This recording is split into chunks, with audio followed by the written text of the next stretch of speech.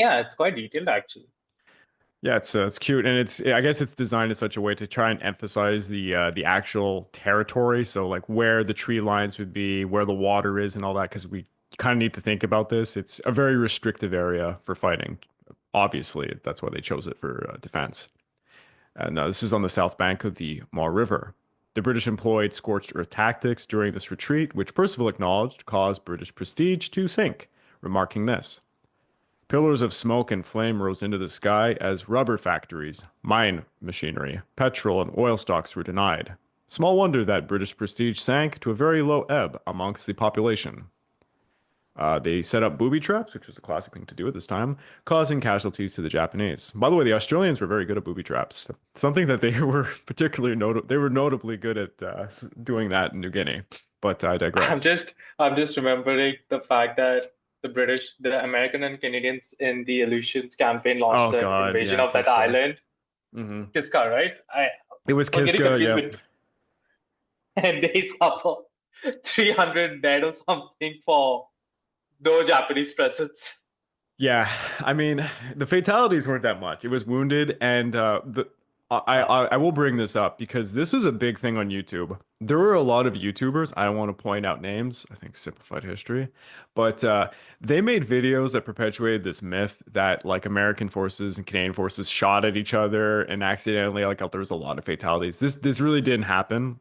It was just booby traps. So they got on the I think it was island and about 300, yeah, 400 yeah. casualties in It was total, about right? and by the way, those casualties, it's mostly again, it's frostbite because they didn't have proper footwear, and it was the Americans, mind you. The Canadians actually had proper footwear.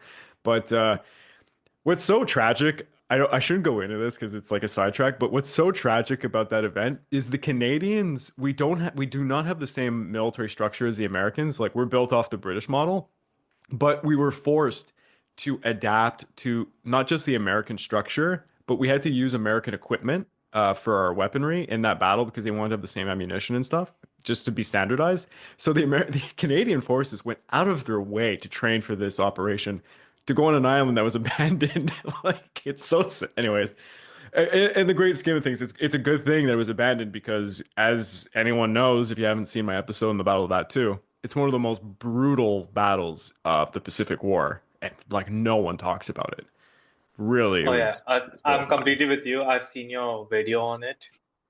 Yeah, It's quite intense for both sides. it's criminal because it's complete. Like no one ever thinks, oh yeah, there was this battle in World War II in the thick of like brutal winter on this godforsaken island in the middle of nowhere, where the Japanese and Americans they gave each other hell. And the ending is like hundreds of Japanese just banzai charging into their death. It's crazy, that one. I desist. The Japanese Fifth Army was advancing towards Gimas, near the Gamansa River Bridge. And here, Captain Jack Duffy would blow up the bridge, initiating a ambush by the 8th Australian Division. If he was Captain Jack Sparrow, that would have been the greatest thing ever. Well, we're gonna have a we're gonna have a Black Jack captain soon, so it's close. Duffy was astonished by what had happened, and he has this quote: "Japanese bodies, bicycles, timber, rocks, and earth flew far and wide in huge red flashes, leaving a gaping space where the bridge had been." The ambush resulted in quite heavy Japanese casualties, and one Lieutenant Colonel Frederick Black Jack Galligan. By the way, he is a kind of a famous figure who comes about in this. He's a lower ranked guy, but he has kind of quite a big story afterwards. Well, he led his battalion to hold back the Japanese. Sergeant Kenneth Harrison, commanding a 2-pounder anti-tank gun, described the action as such. These burst on contact, and the flash enabled me to see where we were hitting and to adjust the sights accordingly. With both guns pounding away at it, the second tank did not return our fire for long, but try as we might, we could not set it on fire. Eventually, our infantry sent a message: tank destroyed, save ammunition. It was difficult to tell how badly it was damaged because of the smoke and flame from the other one. Later on, he would add this: it lay there with men crawling out like wood bugs from a burning log. We waved back rather lamely, but that, without a doubt, the proudest moment either of us will ever know was then. After about 24 hours and inflicting heavy casualties, Galligan withdrew. Our friend Tsuji would write of the battle against the Australians this quote: "They fought with bravery we had not previously seen." which is notable I think because that's yeah, one but thing yeah, is Aussies and Japs in jungle warfare. yeah, they're Oh crazy. God, that's I know this is one example. I remember reading in the Coconut Trail campaign, one AIF soldier was found dead Yeah, with yeah, I know 30 this one. Japanese corpses around him, and I think two or three of the Japanese corpses, their skulls were fractured because he used the butt of the gun as a club, Yeah, probably. yeah, it was nuts. And by the way, for the audience, uh, Tuji Masinobu, evil little officer who's going to be responsible for a lot of war crimes. He was a racist. He really didn't like the British. So for him to write something like that actually says a lot. He was impressed. Reinforcements arrived in Singapore, including the 53rd Infantry Brigade. There was a growing sense that the tide might be turning. Meanwhile, south of Gamas, in Moir, Horatio Duncan's 45th Brigade. I'm not sure, did you find anything on Horatio? Horatio Nelson, yes. Oh, okay. Do tell us. I'm still trying to. No, Horatio Nelson. Of course. Yes. Classic, yeah. No, but I'm still trying to compile my notes since he's our big figure for the upcoming couple of Oh, okay. episodes. So, We'll keep sorry, it my for the bad. I next should. one. Yeah. Keep it for the next one. So Horatio's 45th Brigade was going to face Nishimura Kanoe's Imperial Guards Division, who I'll just say it here. Um, People think of like the imperial divisions of most of these militaries are the cream of the crop, and it is true that this group was chosen from like the tallest and best looking Japanese, but they were also kind of known as to be like we would back in World War One, you call them chocolate soldiers, basically. So they were on paper, they looked like tough, but they weren't by any So they're means the Roman elites. Praetorian Guards. Yeah, yeah, exactly. And like the other They're Japanese not. divisions would make fun of them. So yeah. It's kind of like because anytime someone talks to me about guards divisions, guards regiments, and then you go back to the Napoleonic time era, like the French Imperial Guard, the Russian Imperial Guard back then, those were the actual best. And I know they got a lot of they frustrated their commanders frustrated these. Oh, I think we lost Gareth again. So I will just continue what we were saying. So Horatio Duncan's Yeah. 45th Brigade is facing Nishimura Kanoe's Imperial Guards Division, and it was going to be an uneven fight to say the least. By January the 16th, Mar had fallen.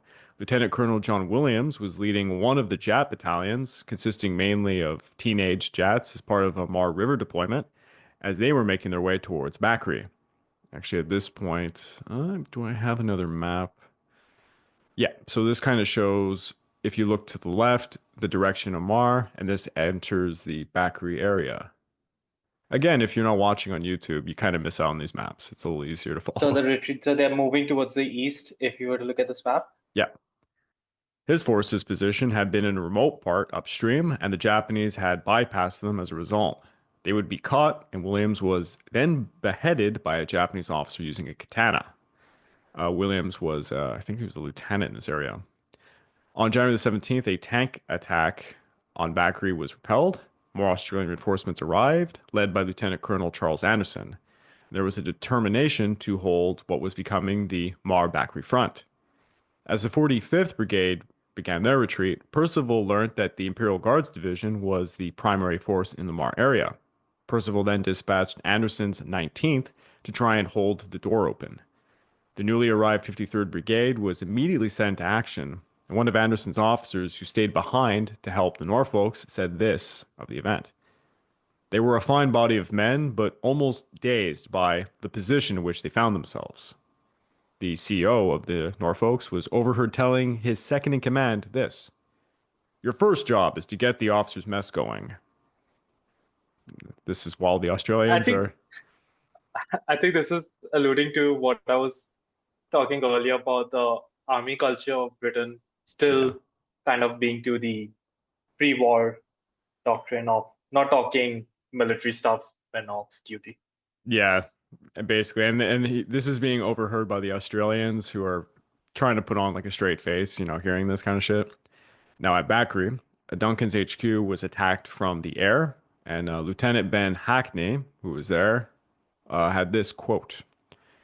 Just beside the road, a naked waist with two twisted legs lay about 2 yards from a scarred bleeding head, with a neck, half a chest, and one arm. So it's a gruesome account of somebody. Oh, Um, Another guy around there named who was a gunner named Russell Brandon recalled this. Okay, this is a hell of a quote. The black bastard was dead. Our best soldier had not survived, and we were now surrounded. That's a colorful quote there. The Imperial Guards were attacking Bakri from multiple directions at this point. The situation in Malaya was critical, to say the least. And that's going to well, be I what mean, we. it's definitely critical considering they've been pushed down the entire country. Yeah. I have one last map here. I'm going to just blow it up. That's actually going to be the conclusion of this episode, but just for everyone to kind of like take a note, the Mar, it doesn't show Gemas, but the Mar kind of Gemas area over there to the northwest. So they're breaking through now. They're breaking through Bakri, and they're basically on their way to what's going to become a new line in Johor. But I had Maybe you to, could just go to the main map just to show it on the entire yeah. map. So So I all the think it's way in the more, south, yeah. yeah. So So if the it, Britain has like what 10% of the country under its control for now. yeah. So at the very beginning of this series, you can see here all the way north in Malaya and what is kind of Thailand. They kind of made landings. They made a few other landings. They did some hooks amphibiously, but not too much because they couldn't risk their boats. And basically, Yamasha's forces, more or less, they're just blazing through the western coastal roads, although there is movement on the eastern coastal roads as well. And yeah, it's going to come down to a stand in southern Malaya, and it's going to be in the area of Johor, just And this is, before. I think this is around 1 month of fighting, right? For the Oh yeah, even Japanese. less. Yeah, it's crazy. This is a lightning fast campaign, and And I think I'll just tell this just so that it's a bit contextual. mhm, I think the entire Malaysian portion of that peninsula is around 500 miles long. yeah, it's So, incredible. so it's quite an advance in 1 month. Yeah, unfortunately, I have to end it here because we're coming up to another critical point in the battles, and honestly, the episodes will get too long if I don't. But before I leave you, audience, if you'd like to further support the channel, please check out our YouTube membership or our Patreon account at www.patreon.com/the Pacific War Channel. Over there, you get access to the exclusive podcast. You get early access to all of the content I make and voting rights for the subjects I will tackle next. Until next time, Garo, thank you for joining us in this one. And yeah, Looking forward to the next one already. over Thanks and for out. having me.